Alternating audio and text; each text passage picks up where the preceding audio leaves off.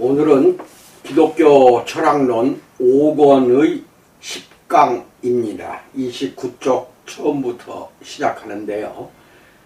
이어서 9강 내 안에 하나님을 마저 끝내놓고 다음에는 30쪽에 있는 하나님의 성격에 대해서 말씀을 드리고자 합니다. 성경은 이 같은 긴장을 자세히 살펴보는 것을 마음에 지키어 생각하다 라는 말로 표현합니다. 예수 그리스도의 어머니 마리아는 그 문제를 없애려고 노력하는 대신 자기 영혼 속에 그 문제를 담은 후 마음에 지키어 생각하면서 그 긴장감을 그대로 짊어졌었던 겁니다. 라인 골드 니버는 가치 있는 일 중에 현재 우리의 인생에서 성취할 수 있는 것은 하나도 없다. 따라서 우리는 소망으로 구원받아야 한다. 그 어떤 진실이나 아름다움이나 선함도 현재의 역사적 맥락 속에서는 완전한 의미를 드러내지 않는다. 따라서 우리는 믿음으로 구원받아야 한다. 내가 아무리 고결하다 해도 혼자 힘으로 완성할 수 있는 일은 하나도 없다. 따라서 우리는 사랑으로 구원받아야 한다 라고 니버는 말하고 있습니다. 사람과 신을 불문하고 타자의 정신을 알기 위해서는 무엇보다 믿음이 필요합니다. 신의 존재를 이성적으로 증명할 수 없기 때문에 우리는 믿음으로만이 신의 존재를 깨닫게 되는 것입니다. 지구상의 모든 피조물은 주변에 대한 정보를 익히고 반응하는 나름의 기제를 가지고 주변 환경에 적응하여 살아갑니다. 이 기제를 대응이라고 부릅니다. correspondence, 대응이라고 부릅니다.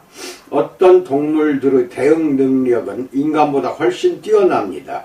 인간 역시 눈에 보이지 않는 세계를 인식하려면 일종의 영적인 각성을 통해 활성화되는 내적 대응 체계가 필요한 것입니다.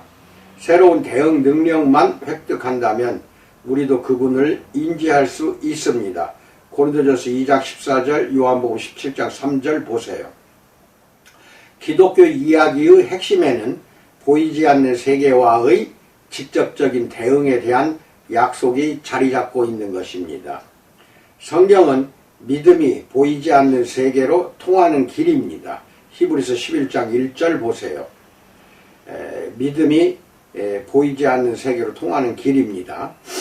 모세가 보이지 아니하는 자를 본 것 같이 히브리서 11장 27절에서 행했다고 말합니다. 보이지 아니하는 자를 본 것 같이 행한 것이 모세예요. 모세와 하나님 사이에 비범한 대응이 이루어졌던 것입니다. 영적인 사람 또한 애초부터 인간 안에 잠재된 능력이긴 하지만 이 능력은 오직 하나님과의 관계 속에서만 개발됩니다. 하나님은 성육신과 아주 드물게 일어나는 강림 사건을 제외하고는 인간의 수준에 맞춰 대응하는 데에 큰 관심을 보이지를 않습니다. 이미 가보았고 이미 다 해보았다. been there, done that 라는 상투적인 문구에 더할 나위 없이 어울리는 하나님은 필요 이상으로 시간과 공간에 스스로를 한정시킬 이유가 전혀 없으십니다. 오직 예수님의 초림만, 즉 성육신만 했던 것입니다. 오히려 하나님은 영적인 영역으로 우리를 끌어가 그곳에서 우리와 대응하려고 하십니다. 그리고 정의, 자비, 화평, 은혜, 사랑과 같이 물질 세계에서도 얼마든지 효력을 발휘할 수 있는 영적 자질을 우리가 얼마나 키워나갔는지에 더 많은 관심을 보이십니다. 간단히 말해 하나님은 우리가 자신을 닮기를 원하신다는 것입니다. 동방정교의 작가는 인간의 마음으로 하나님을 이해할 수 없다. 만약 그럴 수 있다면 그는 이미 하나님이 아닐 것이다 라고 고백합니다. 인간의 마음으로 하나님을 이해할 수 없죠. 근데 이해할 수 있다고 한다면 그는 하나님이 아니라는 것입니다. 하나님이기 때문에 우리가 우리 마음으로는 이해할 수가 없습니다. 본래 하나님은 자기 계시자입니다. 셀프 리빌러입니다. 그분 자신이 스스로 드러내 주셔야만 합니다. 우리가 찾아갈 수도 없고 찾지도 못합니다. 하나님 자신이 스스로 드러내 주셔야 합니다. 하지만 동시에 자기 은폐자입니다. 셀프 컨실러입니다. 그러니까 자기를 계시하는 계시자도 되면서 동시에 자기 은폐, 자기를 스스로 감춥니다. 그래서 신명기 29장 29절에서는 감추어진 일은 우리 하나님 여호와께 속하였거니와 라고 고백합니다. 우리에게는 속해져 있지 않습니다. 모세가 이스라엘 백성에게 한 말입니다.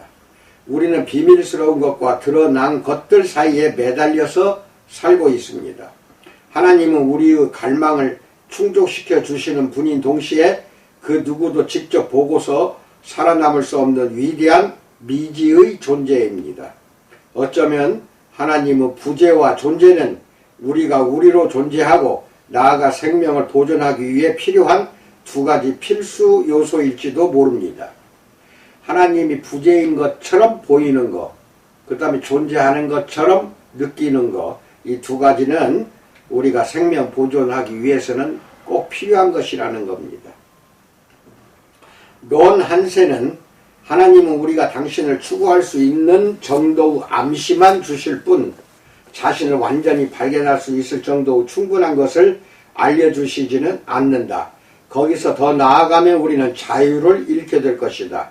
하나님은 우리의 자유를 귀하게 여기신다라고 말합니다. 하나님을 다 알아버린다면 자유는 이제 영영 없어진다 이것입니다. 그래서 하나님은 우리 자유를 귀하게 여기시기 때문에 충분한 것을 알려주시지는 않는다는 것입니다. 하나님은 직접 역사 속에 들어오셔서 약자 편에 서시고 사람들과 논쟁한 분입니다. 하나님이 논쟁에서 지는 일도 있습니다. 또한 그분은 때로는 자신의 능력을 행사하시고 때로는 그 힘을 의식적으로 억제하기도 하십니다. 예수님을 일생을 보면 금방 깨닫게 됩니다. 이제는 하나님의 성격에 대해서 알아봅니다. 하나님은 주저하십니다. 구약 성경을 보면 하나님은 악이나 고통이 정말로 위험한 수준에 이를 때까지 참으셨다가 그 주저하는 성격을 이겨내고 겨우 개입하셨던 것입니다. 대부분의 경우 자신을 대신해 말씀을 전달할 개인을 택하는 방법을 취하셨습니다. 구약에서는 이 개인이 바로 선지자입니다. 그러나 성경은 다른 종교 경전에 비해 가시적 세계와 비가시적 세계가 연결되는 장면을 많이 보여주지를 않습니다. 비가시적인 세계와 대응하는 능력을 기르려 할 때도 히브리서 기자가 정의한 보지 못하는 것들의 증거인 믿음을 통해서만 비가시적인 세계와 우리는 대응을 하게 됩니다.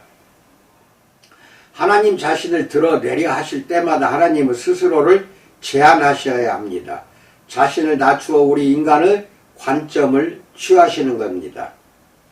미래의 어느 날 인간이 고래의 언어를 터득했다고 생각해 보십시오. 우리는 수중송신기를 통해 바닷속으로 내려보내 고래가 알아듣는 끼익 하는 소리와 딸깍거리는 소리로 고래와 대화를 나눕니다. 이때 인간은 자신이 스스로를 제한하고 수준을 낮추어 고래가 이해할 수 있는 방법을 택해 행동했다고 생각하겠지만 그래도 고래는 인간이라는 존재의 온전한 본질을 결코 이해할 수 없는 것입니다. 그리고 이때 우리는 노트북과 초고층 빌딩들, 메이저리그에 관한 이야기가 아니라 물고기와 플랑크톤과 바다에 대한 대화만 나눌 수 있을 것입니다. 이 비유는 전지전능한 하나님이 인류와 소통한다는 것이 어떤 의미인지를 희미하게나마 우리가 이해할 수 있게 해줍니다. 인간이 마치 고래의 소리를 알게 돼서 알아듣는 그 끽하는 소리, 딸깍거리는 소리로 대화하는 것처럼 하나님도 이 지상에 우리 인간에게 그렇게 하고 계신다는 겁니다. 하나님이 의사소통의 속도를 정하셔야 합니다. 우리가 정하는 게 아니죠. 우리는 그저 하나님이 알리고자 하시는 그분의 성격만을 알 수 있을 뿐이지 더 이상 그분의 성격은 성경 밖에서는 찾을 수가 없습니다. 하나님은 우리의 모든 것을 아시지만 우리는 절대로 하나님의 모든 것을 알 수가 없습니다. 예레미야서 23장 23절에서 나는 가까운 데 있는 하나님이요 먼 데 있는 하나님이 아니냐, 하나님은 아니냐 하고 이렇게 반문합니다. 가까운 데 있는 하나님이 먼 데 있는 하나님이 아닌 거냐? 그냥 먼 데 있는 하나님도 된다는 것입니다. 노아의 홍수, 바벨탑, 애굽의 10가지 재앙, 아수르와 바벨론의 침입 등 구약에서 하나님이 특별하게 개입하신 사건들을 보면 하나님의 그 거룩한 주저하심에 우리는 깊이 감사하게 됩니다. 존 업다이크는 하나님이 침묵하신다고 느껴지는 것이 오히려 더 나을 수가 있다. 큰 목소리로 자신을 분명하게 드러내는 하나님은 위태로운 독재자 같은 골목대장처럼 보일지도 모르니까 말이다. 하나님이 침묵하신다는 것은 겁에 질려 비틀거릴 우리를 그분이 한없이 격려하고 계신다는 뜻이다라고 정확히 짚어냅니다. 하나님이 침묵하시는 것이 우리한테는 다행일 수도 있습니다. 그거 잘 알고 계셔야 됩니다. 분명하게 큰 목소리로 자신을 드러내면 하나같이 두려워 떨며 우리는 그 자리에서 죽을 수도 있습니다. 침묵하고 계신다는 것은 우리를 그분이 한없이 격려하고 계신다는 것입니다. 하나님은 자신을 숨기고 계신다에 대해서 알아봅니다. 오늘을 사는 우리 역시 소음으로만 가득 차서 하나님의 존재를 전혀 느낄 수 없는 시간을 살고 있는 것이 아닐까 생각해 볼 필요가 있습니다. 이사야서 45장 15절 읽으세요. 숨바꼭질 놀이를 생각해 봅시다. 그 놀이의 즐거움은 어디까지나 발견되는 데 있었습니다. 누구도 찾지 못할 곳에 홀로 남고 싶은 사람이 어디 있겠습니까? 숨바꼭질은 발견되지 않는 데 있는 게 아니라 발견되는 데 목적이 있는 것입니다. 아버지가 다 숨었지 이제 찾으러 간다 라고 말합니다. 자녀가 이제 됐어요 라고 말합니다. 아버지 숨고 나서 네가 어디 있는지 알려줘서는 안 돼? 이렇게 말합니다. 하나님은 먼 곳에 숨어 헛기침을 하면서 자신의 위치를 드러내는 사람과 같습니다. 하나님 역시 숨어있는 자신을 누군가가 발견해 주는 것을 기뻐하시는 것은 아닐까요? 저는 기뻐하시리라고 믿습니다. 이런 놀이를 통해 일순간이나마 부모 자식 간의 거리감을 무너뜨리고 자유롭게 서로를 만지고 찾고 발견되기를 원했던 것 아닐까요? 딸아이가 바로 곁에 와 있다는 것을 모른 척 하는 것은 아주 사소하고 단순한 은혜의 행동이었습니다. 최대한 가까이 와서 서 있는 7살 난 딸처럼 느껴집니다. 이사야서 45장 15절 보세요. 다음은 하나님은 너그러우시다에 대해서 알아봅니다. 마가복음 9장 18절로 22절 성령에 사로잡힌 자는 이와 정반대의 모습을 보입니다. 데살로니가전서 5장 19절 에베소서 4장 30절 읽으세요. 하나님은 자신을 너무나 겸손히 낮추셔서 인간에게 속수무책으로 당하기까지도 합니다. 귀신이 인간을 불과 물에 던지고 형상을 흉측하게 망가뜨리는 반면 주권자 하나님은 그저 그 사람 안에 거하시면서 내게 상처를 주지 말아다오 라고만 말씀하실 뿐입니다. 누가복음 23장 34절 보세요. 내 안에 성령 하나님이 계시지요. 얼마나 하루에도 순간순간마다 상처를 주는지 뒤돌아서 한번 생각해 보시기 바랍니다. 늘 24시간 내내 우리는 하나님께 상처를 드리고 있습니다. 그러니까 하나님은 우리에게 이렇게 말합니다. 제발 내게 상처를 주지 말아다오. 부모의 목표는 자신들의 삶을 그대로 빼닮은 복제인간을 만들어내는 것이 아니라 스스로 판단하고 선택할 수 있는 성숙한 인간을 양육해내는 것이 부모의 자녀 양육의 목표입니다. 인간의 선택에 모든 것을 맡기고 외부에서 피조물을 다스리기보다는 피조물의 내부에서 활동하려 하심으로써 하늘에 계신 우리 아버지를 지나치다 싶을 정도로 인간의 자유를 옹호하시는 것처럼 보입니다. 여정 그 자체가 목표입니다. 하나님을 탐색하고자 하는 그 단호한 추구를 이어나가는 것 자체가 우리를 변화시키는 가장 중요한 요소가 됩니다. 그 과정 중에 만나는 침묵과 어둠, 유혹, 심지어 고통까지도 우리를 좀 더 당신의 아들을 닮은 모습으로 변화시키겠다는 하나님의 의도와 목적을 성취하는 데 기여하는 것입니다. 존 테일러는 하나님은 모든 피조물들에게 끊임없이 이렇게 말씀하신다. 선택하라. 내 앞에 생명과 죽음, 복과 저주를 놓아두었다. 그러니 생명을 택해라. 그 상태로 머물러 있으면 흔적 없이 사라져버릴 것이다. 아무리 고통스럽더라도 변화하라. 생명을 향해 나아가라. 나는 창조 과정을 조금씩 이해하게 될 때마다 매번 놀란다. 창조주가 마치 도박을 하듯 지금까지 모아둔 모든 것을 믿기 어려울 정도로 과감하게 새로운 계획에 다 쏟아붓는다는 생각이 들기 때문이다. 그리고 그분은 자기의 피조물 역시 그같이 엄청난 모험과 위험을 두려워하지 말고 헤쳐나갈 것을 종용하신다라고 말합니다.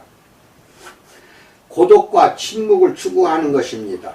하나님의 임재를 경험할 수 있는 방법 같은 것은 없습니다. 하나님만이 그 문제를 주관하시기 때문입니다. 적어도 고독과 침묵이 작고 미세한 하나님의 음성을 듣기에 적합한 환경을 제공해 주는 것이면 틀림없습니다. 묵상을 통해서 고독과 침묵을 경험하시기 바랍니다. 묵상을 잘하세요. 반면 하나님의 부재를 경험하고 싶을 때 쓸 수 있는 확실한 방법은 없다는 것입니다. C.S. 루이스는 침묵을 피하고 고독을 피하고 익숙하지 않은 곳으로 이끄는 어떤 사색의 훈련도 피하라. 돈과 섹스, 지위와 건강, 그리고 무엇보다도 불만스러운 일들에 집중하라. 라디오를 항상 켜두고 군중 속에 머물러 진정제를 과다 복용하라. 책을 꼭 읽어야겠다면 신중하게 고르라. 하지만 책보다는 도움이 될 만한 광고가 많은 신문에 집착하는 것이 좋다. 특히 성적이고 속물적인 광고들을 주의 깊게 살펴보라라고 말합니다. 조나단 에드워즈 목사는 하나님이 하늘의 성인들과 천사들에게 보이시는 실제 모습의 일부만이라도 드러내신다면 우리의 나약한 본성은 그 안에 가라앉고 말 것이다. 지극히 광대하신 하나님의 무게를 감당하기에 인간은 얼마나 미약한 거품 같은 존재인가.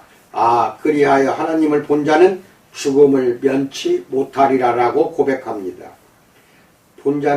하나님 본 자는 다 죽어요. 도로시 세이어즈는 하나님의 형상은 아이디어와 표현, 인식이라는 세 가지 창조 단계를 통해 형성된 작품인 인간을 통해 가장 정확하게 빛을 발하고 있으며 이런 창조 행위를 재생산하는 유추의 과정을 거쳐 우리가 삼위일체 교리를 이해할 수 있다라고 말합니다. 도로시 세이어즈는 작가입니다. 작가이다 보니까 아이디어를 만들어내는 것, 아이디어를 표현하는 것, 그 다음에 아이디어를 통해서 인식하는 것, 이 세 가지를 삼위일체 하나님 교리에 비유하고 있는 것입니다. 모든 작가들의 글은 아이디어에서 시작된다. 내 아이디어를 가장 잘 표현한 문장들을 선택해 나갈 것이다. 아이디어를 표현해 나간다. 마지막 단계를 인식이라고 불렀다. 맙소사, 저건 내 이야기잖아. 라는 의미가 담긴 인식의 불꽃이 튀는 것을 본 후에야 그는 자신이 그 꼴을 제대로 썼다고 확신할 수 있었던 것이다. 이 인식이 창조 주기를 온전히 완성한다라고 말합니다. 도로시 세이어즈는 이 세 가지 단계를 삼위일체에 비유했습니다. 하나를 이루고 있는 하나님의 통합체 속에서도 세 인격이 담당하는 일이 각기 다르게 구분된다는 것입니다. 32쪽은 내일 하기로 합니다. 오늘 또 우리 주님과 함께 동행하는 참 기쁜 삶이 되었기를 축원드립니다. 감사합니다.